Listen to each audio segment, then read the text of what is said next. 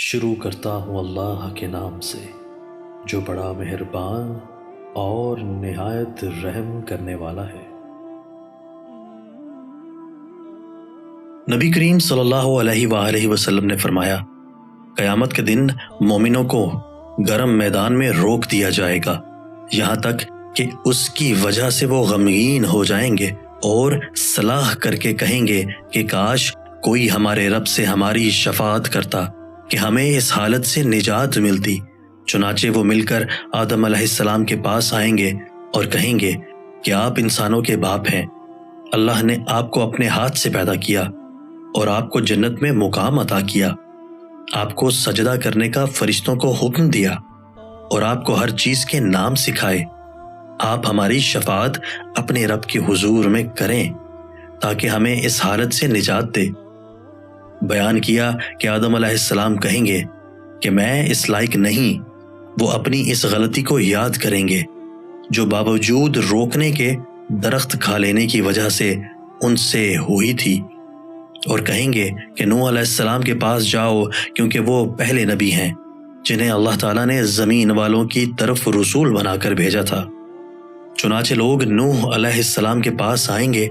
اور وہ بھی یہ فرمائیں گے کہ میں اس لائق نہیں، اور اپنی اس غلطی کو یاد کریں گے جو بغیر علم کے اللہ رب العزت سے سوال کر کے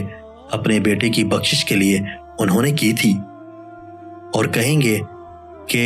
ابراہیم علیہ السلام کے پاس جاؤ جو اللہ کے خلیل ہیں۔ بیان کیا کہ ہم سب لوگ ابراہیم علیہ السلام کے پاس آئیں گے اور وہ بھی یہی عذر کریں گے کہ میں اس لائق نہیں، اور وہ ان تین باتوں کو یاد کریں گے جن میں آپ نے بظاہر غلط بیانی کی تھی، اور کہیں گے کہ موسیٰ علیہ السلام کے پاس جاؤ۔ وہ ایسے بندے ہیں جنہیں اللہ تعالیٰ نے توریت دی اور اس سے بات کی اور ان کو نزدیک کر کے ان سے سرگوشی کی۔ بیان کیا کہ پھر لوگ موسیٰ علیہ السلام کے پاس آئیں گے اور وہ بھی کہیں گے کہ میں اس لائق نہیں ہوں، اور وہ غلطی یاد کریں گے جو ایک شخص کو قتل کر کے انہوں نے کی تھی۔ وہ کہیں گے البتہ عیسیٰ علیہ السلام کے پاس جاؤ، وہ اللہ کے بندے، اس کے رسول، اللہ کی روح اور اس کا کلمہ ہے۔ چنانچہ لوگ عیسیٰ علیہ السلام کے پاس آئیں گے، وہ فرمائیں گے کہ میں اس لائق نہیں ہوں، تم لوگ محمد صلی اللہ علیہ وآلہ وسلم کے پاس جاؤ، وہ ایسے بندے ہیں کہ اللہ نے ان کے اگلے پچھلے تمام گناہ معاف کر دیے۔ چنانچہ لوگ میرے پاس آئیں گے اور میں اپنے رب سے اس کے در دولت یعنی عرش معلیٰ پر آنے کے لیے اجازت چاہوں گا، مجھے اس کی اجازت دی جائے گی، پھر میں اللہ تعالیٰ کو دیکھتے ہی سجدہ میں گر پڑوں گا، اور اللہ تعالیٰ مجھے جب تک چاہے گا اسی حالت میں رہنے دے گا، پھر فرمائے گا کہ اے محمد صلی اللہ علیہ وآلہ وسلم سر اٹھاؤ، کہو سنا جائے گا، شفاعت کرو تمہاری شفاعت قبول کی جائے گی، جو مانگو گے دیا جائے گا۔ بیان کیا کہ پھر میں اپنا سر اٹھاؤں گا اور اپنے رب کی حمد و ثنا کروں گا جو وہ مجھے سکھائے گا۔ بیان کیا کہ پھر میں شفاعت کروں گا، چنانچہ میرے لیے حد مقرر کی جائے گی اور میں اس کے مطابق لوگوں کو دوزخ سے نکال کر جنت میں داخل کروں گا۔ قتادہ نے بیان کیا کہ میں نے انس رضی اللہ تعالیٰ عنہ کو یہ کہتے ہوئے سنا کہ پھر میں نکالوں گا اور جہنم سے نکال کر جنت میں داخل کر دوں گا، پھر تیسری مرتبہ اپنے رب سے اس کے در دولت کے لیے اجازت چاہوں گا اور مجھے اس کی اجازت دی جائے گی، پھر میں اللہ رب العزت کو دیکھتے ہی اس کے لیے سجدے میں گر پڑوں گا، اور اللہ تعالیٰ جب تک چاہے گا مجھے یوں ہی چھوڑے رکھے گا، پھر فرمائے گا اے محمد صلی اللہ علیہ وآلہ وسلم سر اٹھاؤ،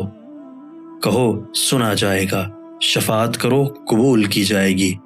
مانگو دیا جائے گا۔ آپ نے بیان کیا کہ میں اپنا سر اٹھاؤں گا اور اپنے رب کی ایسی حمد و ثنا کروں گا جو وہ مجھے سکھائے گا۔ بیان کیا کہ پھر شفاعت کروں گا اور میرے لیے حد مقرر کر دی جائے گی اور میں اس کے مطابق جہنم سے لوگوں کو نکال کر جنت میں داخل کروں گا۔ قتادہ نے بیان کیا کہ میں نے انس رضی اللہ تعالیٰ عنہ کو یہ کہتے سنا کہ پھر میں لوگوں کو نکالوں گا اور انہیں جہنم سے نکال کر جنت میں داخل کروں گا، یہاں تک کہ جہنم میں صرف وہی لوگ باقی رہ جائیں گے جنہیں قرآن نے روک رکھا ہوگا، یعنی انہیں ہمیشہ ہی اس میں رہنا ہوگا،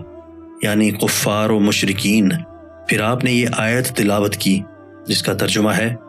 قریب ہے کہ آپ کا رب مقام محمود پر آپ کو بھیجے گا۔ فرمایا کہ یہی وہ مقام محمود ہے جس کے لیے اللہ تعالیٰ نے اپنے حبیب صلی اللہ علیہ وآلہ وسلم سے وعدہ کیا ہے۔ نبی کریم صلی اللہ علیہ وآلہ وسلم نے فرمایا، 3 آدمی ایسے ہیں جن سے اللہ تعالیٰ قیامت کے دن بات نہیں کرے گا اور نہ ہی ان کی طرف رحمت سے دیکھے گا۔ ایک وہ جس نے کسی سامان کے متعلق قسم کھائی کہ اسے اس نے اتنے ہی میں خریدا ہے حالانکہ وہ جھوٹا ہے۔ دوسرا وہ شخص جس نے عصر کے بعد جھوٹی قسم اس لیے کھائی کہ کسی مسلمان کا مال ناحق مار لے۔ اور تیسرا وہ شخص جس نے ضرورت سے فالتو پانی مانگنے والے کو نہیں دیا۔ اللہ تعالیٰ قیامت کے دن اس سے کہے گا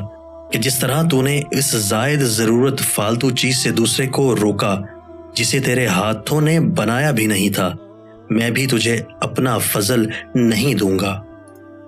دوستو، اللہ تعالیٰ ہمیں ان احادیث مبارکہ پر عمل کرنے اور اپنی زندگیوں کو سنوارنے کی توفیق عطا فرمائے۔